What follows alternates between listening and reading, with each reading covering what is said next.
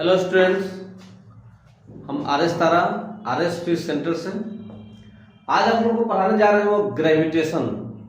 क्या पढ़ाने जा रहे हैं? ग्रेविटेशन। ग्रेविटेशन। आपसे मैं कुछ पूछे कि ग्रेविटी में और ग्रेविटेशन में क्या अंतर है, दोनों में से जानना जरूरी है।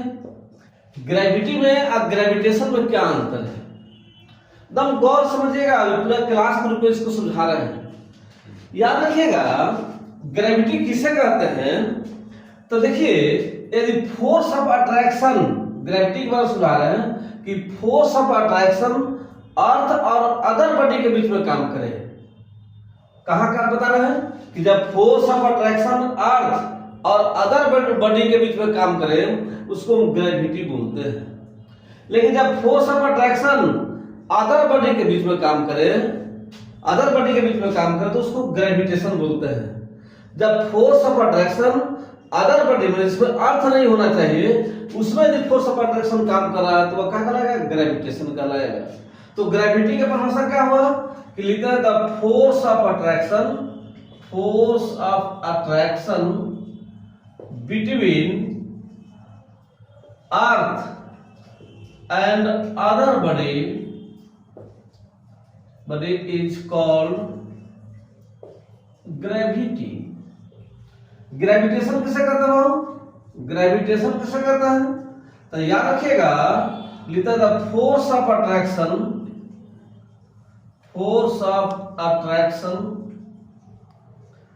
बिटवीन टू अदर बॉडी कोष्ठ में लिखता है एक्सेप्ट अर्थ को छोड़कर, except Earth is called gravitation. इसको क्या बोलते हैं? ग्रेविटेशन बोलते हैं। जब फोर्स ऑफ अट्रैक्शन अर्थ और अदर बॉडी के बीच में काम करे तो उसको ग्रेविटी बोलते हैं। लेकिन जब force of attraction two other body के बीच में काम करता है तो उसको क्या बोलते हैं? ग्रेविटेशन बोलते हैं। इसमें जो हमको पढ़ना है टॉपिक वह है न्यूटन्स लॉ ऑफ ग्रेविटेशन। क्या बोलते हैं उसको? बोलो न्यूटन्स लॉ ऑफ ग्रेविटेशन। तब हेडिंग पढ़ते हैं, डालते हैं आप लोगों को न्यूटन्स लॉ ऑफ ग्रेविटेशन। ध्यान से समझिएगा, पहले समझ लो इसके बारे में तब लिख रहे हैं। मान लो दो मासेर यहां पर रख दिया गया है, m1 है, यहां पर कितना बोलो m2 है, दोनों के बीच की दूरी r है। तो न्यूटन बताया था कि फोर्स ऑफ अट्रैक्शन जो काम करेगा वह डायरेक्टली प्रोपोर्शनल है मास के। मतलब कि मास बढ़ाएंगे तो फोर्स ऑफ अट्रैक्शन बढ़ेगा, मास घटाएंगे तो फोर्स ऑफ अट्रैक्शन घटेगा। और एंड बताया था और फोर्स होता है वह इनवर्सली प्रोपोर्शनल होता है स्क्वायर ऑफ डिस्टेंस का। मतलब डिस्टेंस बढ़ाएंगे तो फोर्स का वैल्यू घटेगा और डिस्टेंस घटाएंगे तो फोर्स का वैल्यू बढ़ेगा।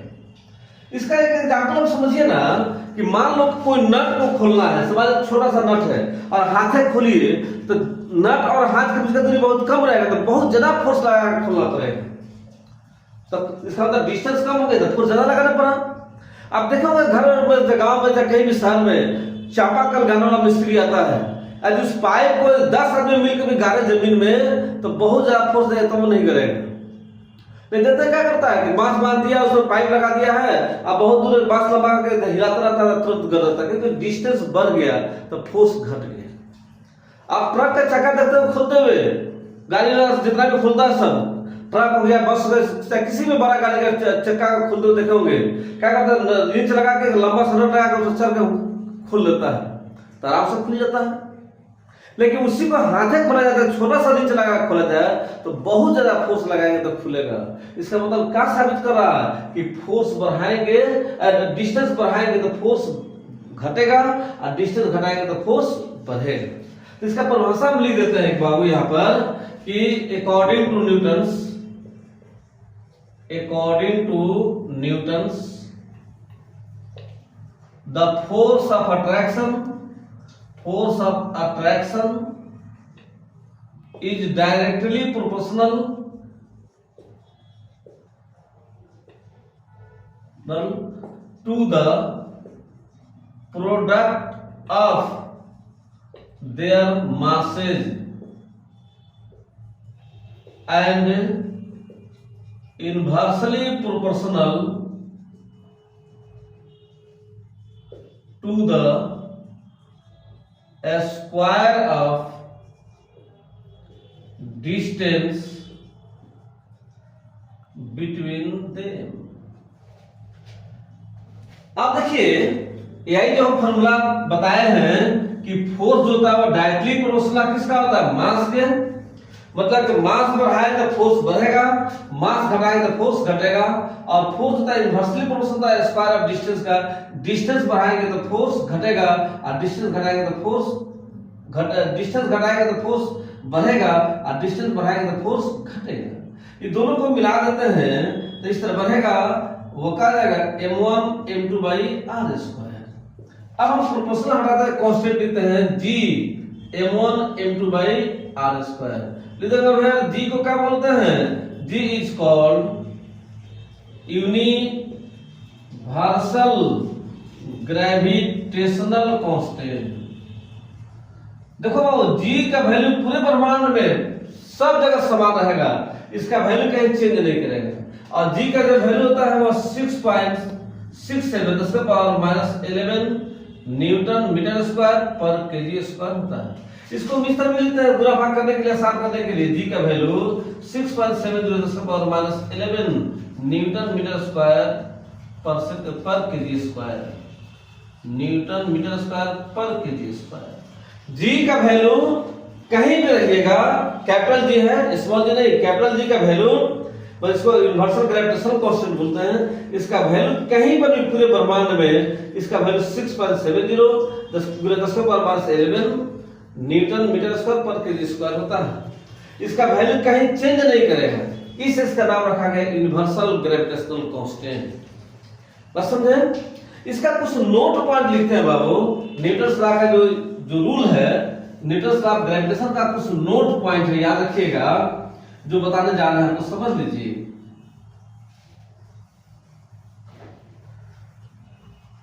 देखिए वो पहला नोट है, नोट पॉइंट इसका लिखते हैं, एकदम ध्यान से समझिएगा, सब सवाल बनेगा इस पर, ध्यान से रखिए समझिएगा। तो देखिए बाबू, मान लो कि पूछता है कि न्यूटन लॉ ऑफ ग्रेविटेशन माने ग्रेविटेशनल फोर्स किसका एनालॉगस होता है। तो याद रखिएगा ग्रेविटेशनल फोर्स में ग्रेविटेशनल फोर्स होता है वह कूलम्ब्स लॉ का, चार्ज में कूलम्ब्स लॉ पढ़ना है, कूलम्ब्स लॉ का एनालॉगस होता है। जैसे एग्जांपल समझिए, from Coulomb's law, from Coulomb's law, Coulomb's के आधार पर क्या लिखते हैं, दो चार्ज यहां पर रखा जाए q1 और यहां पर क्या लिखते हैं q2, दोनों के बीच में कितना है r। तो फोर्स जो होगा इलेक्ट्रिक फोर्स होगा, सिंबल e लगा दिए इलेक्ट्रिक से, कि q1 q2 by r square होता है। और फ्रॉम ग्रेविटेशनल फोर्स के लिए लिखते हैं, ग्रेविटेशनल फोर्स के लिए लिखते हैं, दो मास यहां पर लगाते हैं इस तरह से, दो मास है, m1 है, यहां पर कितना है बोलो m2 है, दोनों के बीच में दूरी कितना है r है। तो फोर्स का वैल्यू कितना जाएगा, F ग्रेविटेशनल पर g m1 m2 by r square. Analogous का मतलब क्या हो गया, इधर तो यहाँ पर चार्ज है, यहाँ पर मास रखा गया है, यहाँ पर चार्ज है तो मास रखा गया, दोनों के बीच में दूरी r है, r हो गई है। फार्मूला से तुलना कीजिए ना, या भी फोर्स है तो भी फोर्स है, या इलेक्ट्रिक फोर्स है ग्रेविटेशनल फोर्स है, या कांस्टेंट है या भी कांस्टेंट है। यहाँ पर चार्ज रखा गया, यहाँ पर मास रखा गया, यहाँ पर चार्ज है, यहाँ पर क्या मास है, यहाँ दूरी है, यहाँ पर क्या दूरी हो गया। इसका तो जिस तरह फार्मूला कूलम्ब्स लॉ का है उसी तरह फार्मूला ग्रेविटेशनल लॉ का है। इसका मतलब कि कूलम्ब्स लॉ या ग्रेविटेशनल लॉ एक दूसरे का क्या होता है, एनालॉगस होता है। लिखता है कि यहाँ पर लिखते पहला नोट में कि ग्रेविटेशनल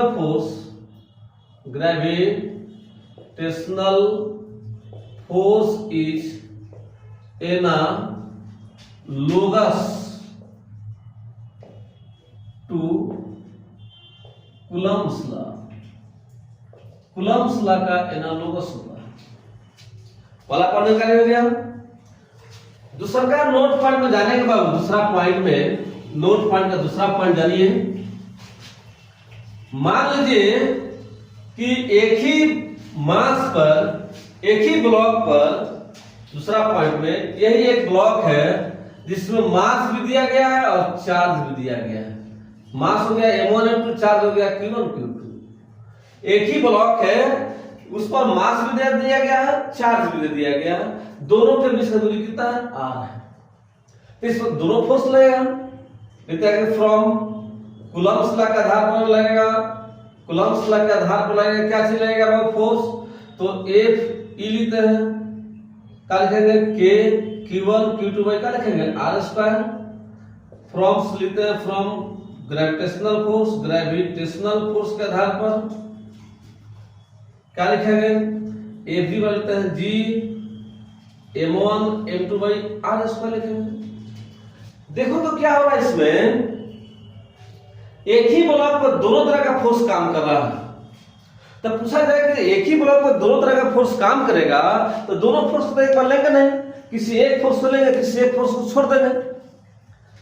तो किसको लेंगे, किसको छोड़ देंगे। मान लीजिए बाबू कि एक आप कोई आपका कोई दोस्त है, एक आदमी का दो को दोस्त है, बस 3 आदमी है एक साथ रह रहे हैं। एक आदमी बहुत कंजूस है और एक बहुत पैसा खर्चा करने वाला है, और आपसे दोनों आदमी अगर कहे कि आप मेरे साथ चलिए और वो कहे मेरे साथ चलिए, तो आप किसका साथ जाना चाहिए। आपका दो दोस्त है, दोनों अलग अलग आया, आप कह रहा कि आप मेरे साथ चलिए, वो कह रहा मेरे साथ चलिए, तो किसका साथ जाना पसंद करेंगे। तो आप दिमाग में कैलकुलेशन निकालिएगा, कैलकुलेशन करना शुरू कर दीजिएगा कि यदि हम इस दोस्त के साथ जा रहे हैं तो बहुत खर्चीला आदमी, हमारे को 10 रुपया खर्च भी कर सकता है, और यदि हम इसके साथ जाएंगे तो ये हमारा ही पैसा खा जाएगा, तो आप जाना चाहिएगा इसके साथ, नहीं। इसका मतलब आप उसके साथ जाना चाहिएगा जो स्ट्रांग हो।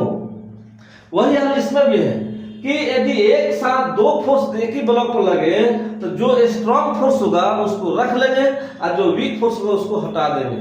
तो जानते हैं कि ग्रेविटेशनल फोर्स जो होता है वह लॉन्ग रेंज तक काम करता है, बहुत दूर तक काम करता है, लेकिन वीक फोर्स है। और इलेक्ट्रिक फोर्स कूलम्बिक फोर्स होता है वह शॉर्ट रेंज में काम करता है, लेकिन स्ट्रांग फोर्स है। आप देखोगे एक चुंबक लोहा को इतना दूर पर नहीं खींचेगा, लेकिन जैसे सलाते तक खींचते हुए महसूस करते हैं कि खींच रहा है। अब जौर नदी का तो तुरंत खींच लेगा, जरा सा स्ट्रांग फोर्स हो गया, दूरी कम हो गया, फोर्स बढ़ जाता है। लेकिन आप जमीन पर खड़ा रहिए तभी पृथ्वी उतना ही फोर्स से खींचती है, या आप 10 तला बिल्डिंग पर खड़ा जाए वहां भी पृथ्वी उतना ही फोर्स से खींच रही है। ऐसा थोड़ा है कि 10 तला बिल्डिंग पर खड़ा होता है ना हमको पृथ्वी खींचना बंद कर दे, नहीं, पृथ्वी खींचती है लेकिन आपको फील नहीं होता है। मतलब कि उसका फोर्स क्या है, वीक फोर्स है। मतलब कि ग्रेविटेशनल फोर्स क्या हो गया, वीक फोर्स और लॉन्ग रेंज का फोर्स हो गया। इलेक्ट्रिक फोर्स क्या हो गया, शॉर्ट रेंज का फोर्स हो गया, और क्या हो गया, स्ट्रांग फोर्स हो जाएगा।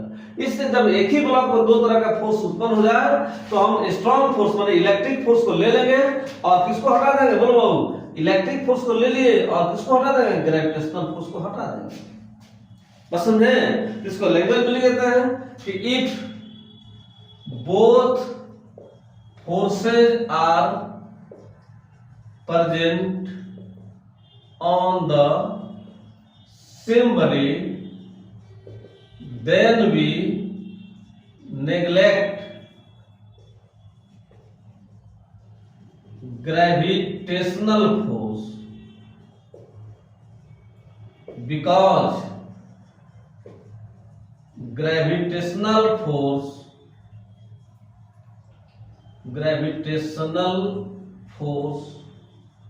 is weak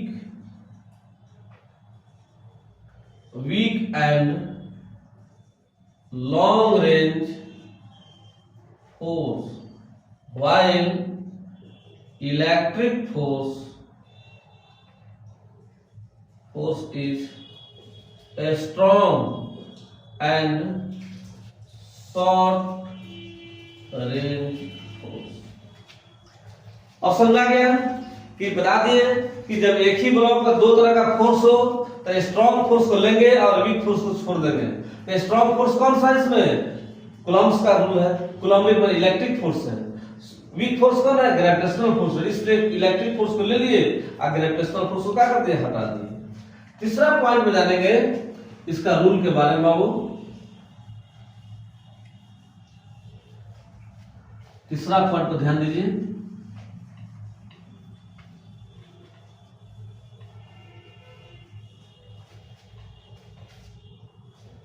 जानते हैं तीसरा पॉइंट में कि आप देखे होंगे कि एक चुंबक को एक लोहा को सटाइएगा तो खूब सटेगा, लेकिन उसके बीच में पेज लगा दीजिए चाहे कोई दूसरा ब्लॉक लगा रख दीजिए तब सटाइए तो बहुत कम सटेगा।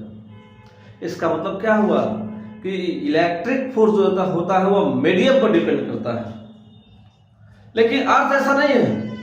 आप जमीन में भी खड़ा रहे तो उतना ही फोर्स से खींचेगा, आप एक तरह बिल्डिंग पर खड़ा रहे तभी उतना ही फोर्स से खींचेगी।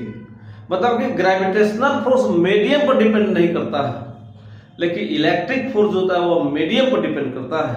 मतलब कि मीडियम चेंज कर देंगे तो इलेक्ट्रिक फोर्स का वैल्यू भी क्या जाएगा, चेंज कर देंगे। तो लिखते हैं कि ग्रेविटेशनल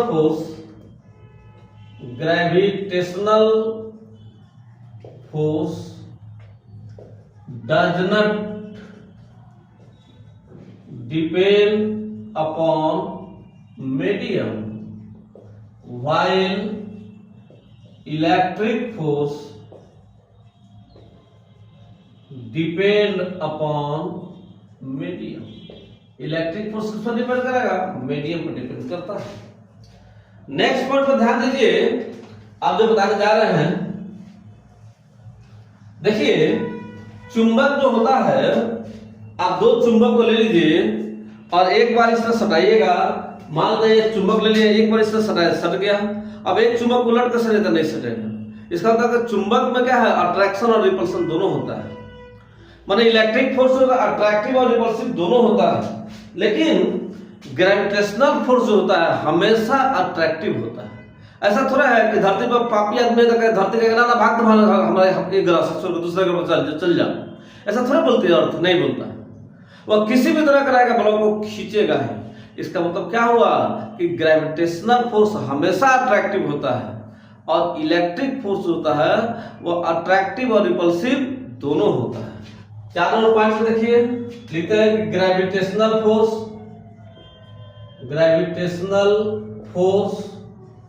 इज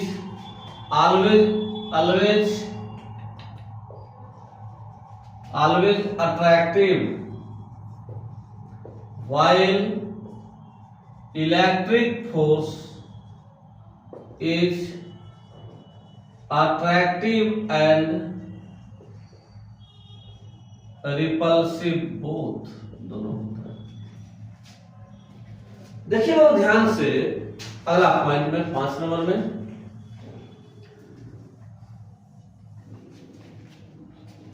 देखिए 5 नंबर में बताए थे कि आप जानते हैं कि न्यूटन का तीसरा रूल क्या है, प्रत्येक क्रिया के बाद विपरीत प्रतिक्रिया होती है।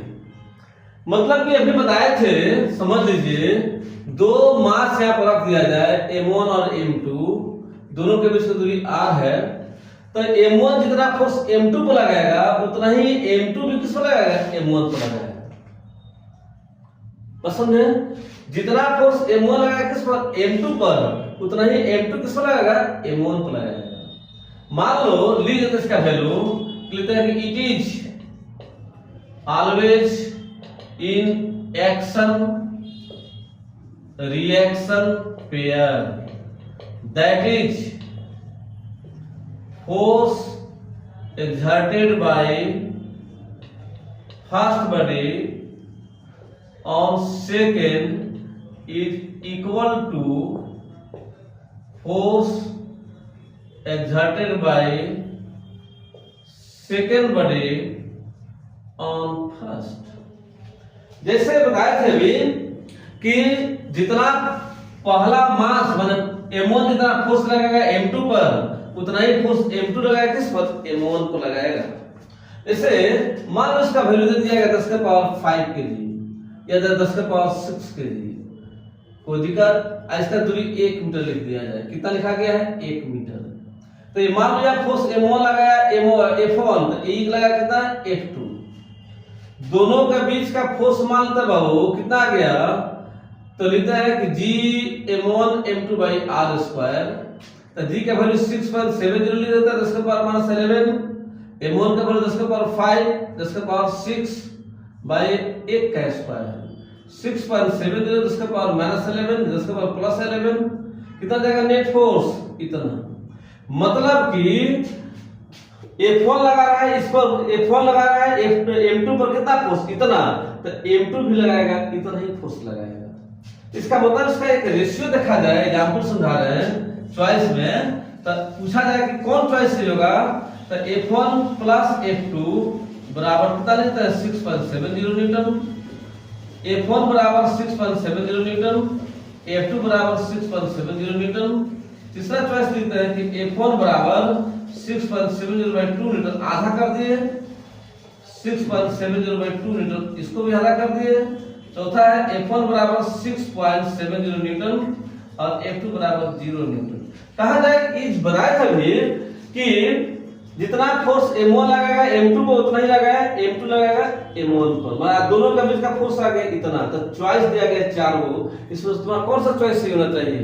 तो जानते हैं कि M1 लगा रहा कितना 6.70, तो M2 भी तो नहीं लगाएगा, तो M1 का जरा फोर्स कितना है F1 और M2 जरा कितना है F2, तो कौन सा चॉइस होना चाहिए? यह सही होना चाहिए, दो नंबर। इसमें एक और क्वेश्चन पूछता है कि फाइंड, क्या पूछता है इसमें question? Find the ratio of force. इसी में क्वेश्चन पूछ देता है कि रेशियो निकालिए कितना होना चाहिए फोर्स का। तो पूछता है find the ratio of force, force का रेशियो पूछ देता है फोर्स। तो F का वैल्यू कितना जाएगा F1 बटा F2, तो F का वैल्यू 6.70, F2 का 6.70 कट कितना गया 1 हो गया, बोलो F1 और F2 का रेशियो कितना जाएगा 1:1। ये रेशियो तुम्हारा निकल गया, क्या निकल गया हुआ रेशियो। अब एक और बात ध्यान देंगे, यहाँ पर एक और बात ध्यान दे दीजिए, कोई मिटा देगा उसको, देखिए ध्यान से आगे।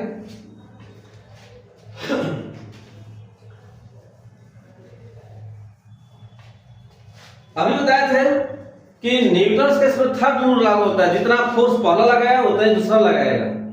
इसका मतलब कि मास पर डिपेंड नहीं किया कि दोनों मास बराबर होता है फोर्स बराबर होगा, मास कितना भी अलग अलग रहे लेकिन दोनों में लगने वाला फोर्स क्या जाएगा बराबर ही रहेगा। नेक्स्ट पॉइंट देखते हैं 6 नंबर पॉइंट में। एक गाना तुमने सुना होगा कि मेरे अंगने में तुम्हारा क्या काम है, वही हाल यहां पर भी है। बहुत सा मास दे दिया जाए M1 M2 M3 M4 M5 M6, मान लो कहा जाए कि M1 और M6 के बीच में फोर्स निकालना है, तो ये पूरा कोई चार्ज इसको डिस्टर्ब नहीं करेगा। चाहे M2 और M4 के बीच में निकालना है तो कोई चार्ज रिमेनिंग मास डिस्टर्ब नहीं करेगा। M4 M6 के बीच में निकालना है तो यही तो मास रहेगा, इसका कोई दूसरा मास डिस्टर्ब नहीं करेगा।